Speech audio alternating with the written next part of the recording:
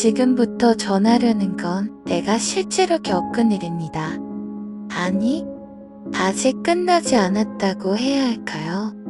나는 23살 남자로 부모님과 함께 살면서 간병인 일을 하고 있습니다. 아버지는 52살, 어머니는 44살, 동생은 18살. 가족 넷이서 같이 살고 있습니다. 동생은 이번 봄부터 취직을 위해 자취하러 나갈 예정이었지만요. 그날 역시 저녁을 먹은 뒤 거실에서 부모님이랑 함께 TV를 보고 있었습니다. 동생 방은 어디다 잡아주실 거예요? 라던가 혼자 사려면 이거저거 준비할 게 많을 텐데.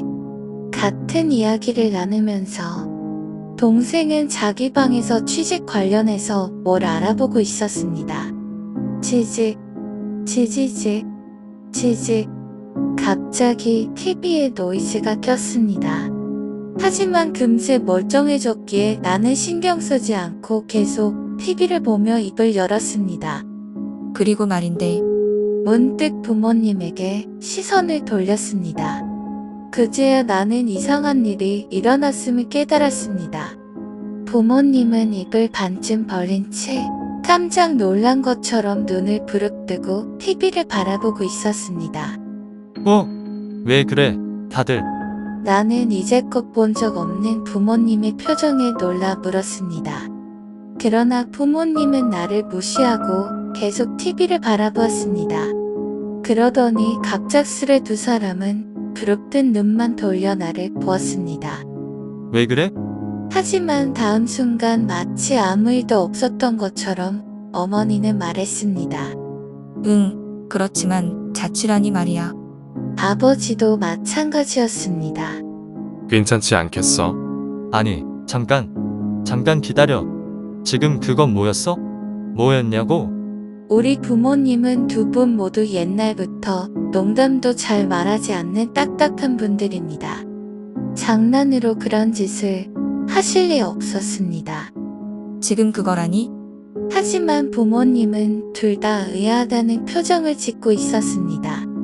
부모님 성격을 잘 알고 있는 나는 그게 지어낸 게 아니라 진짜라는 걸 느낄 수 있었습니다. 그리고 그와 동시에 위화감을 느꼈습니다. 뭐, 지금 그거라니. 부모님은 기억하고 있지 않을 텐데 그런 표정을 지었던 걸? 아니, 아무것도 아니야. 나는 웅얼거리며 고개를 떨궜다. 그런데 당신은 언제 죽을 거야? 뭐, 나는 당황해 다시 고개를 들었습니다. 아버지는 대답합니다. 그러네. 그 이야기도 해야겠구만. 언제로 하지? 자살이 좋을까? 사고가 좋을까? 뭐, 무슨 소리를 하는 건지 이해가 가질 않았습니다. 죽어. 누가? 응? 완전 횡설수설하고 있었죠. 하지만 부모님은 신경도 안 쓰고 이야기를 이어갔습니다. 나도 그동안 계속 기다리고 있었다고. 이제 딱 좋은 거 같네. 도와줄 테니 걱정 말아요. 부모님은 더욱 담담하게 이야기를 이어갔습니다. 목을 매달면 뒤처리가 어렵다느니 수면제가 좋다느니 뛰어내리다 도중에 기절하면 아프지 않다느니 마치 그걸 다 체험해 보기라도 했다는 듯이요. 그런 이야기를 나누면서 뭐가 재미있는 것인지 하하웃기까지 했습니다. 자, 잠깐만. 아까부터 도대체 무슨 소리를 하고 있는 거야? 분명히 이상한 부모님 모습을 보고 불안과 무서움에 그만 나는 소리를 지르고 말았습니다. 부모님이 동시에 나를 바라봅니다. 부모님의 눈동자는 양쪽 모두 반대 방향을 향해 치켜뜬 채였습니다. 죽어 죽어 죽어 죽어 죽어 죽어 죽어 죽어 죽어. 죽어. 시선은 어딜 바라보는지 알 수 없었지만 얼굴만은 나를 향하고 있었습니다. 그런 꼴을 하고 망가진 로봇처럼 죽으라는 말만 반복하고 있었습니다. 나는 도저히 버틸 수 없어 동생 방으로 도망쳤습니다. 문을 박차고 들어가니 동생이 깜짝 놀라 기겁했습니다. 으아, 깜짝 놀랐잖아. 형, 동생은 책상에 앉아 서류를 쓰고 있었습니다. 그게 말이야. 아버지랑 어머니가 눈동자가 반대로 죽으라고 말하고 와. 그 전에 TV에 노이즈가 무슨 소리를 하고 있는 거야? 하나도 모르겠잖아. 나 스스로도 내가 무슨 소리를 하고 있는지 몰랐으니까요. 지금 무슨 일이 일어나는지 나조차도 이해할 수 없었습니다. 그러니까 나는 결국 머리를 움켜쥐고 말았습니다. 아무튼 부모님이 이상해. 문득 눈을 들어 동생을 봤습니다. 동생은 입을 반쯤 벌린 채 눈을 부릅뜨고 있었습니다. 부모님이 이상해진 데 이어 동생까지. 서서히 동생의 눈동자가 반대 방향을 향하는 걸 보고 나는 현관을 향해 달렸습니다. 뭐야, 이게? 도대체 뭐냐고.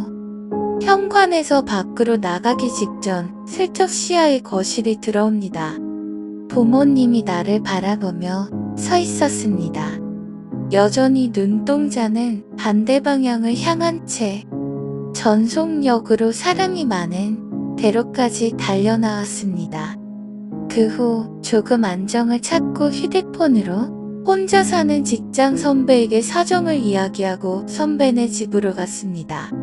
선배는 영능력이 있는 사람이기에 보통 사람은 믿어주지 않을 내 이야기를 진지하게 들어줬습니다. 그러냐?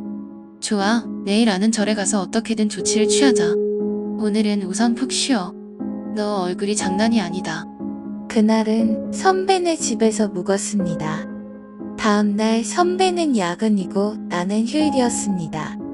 아침 6시 선배네 집에서 30분 거리에 있는 절에 가 거기 주지스님에게 어젯밤 일을 이야기했습니다.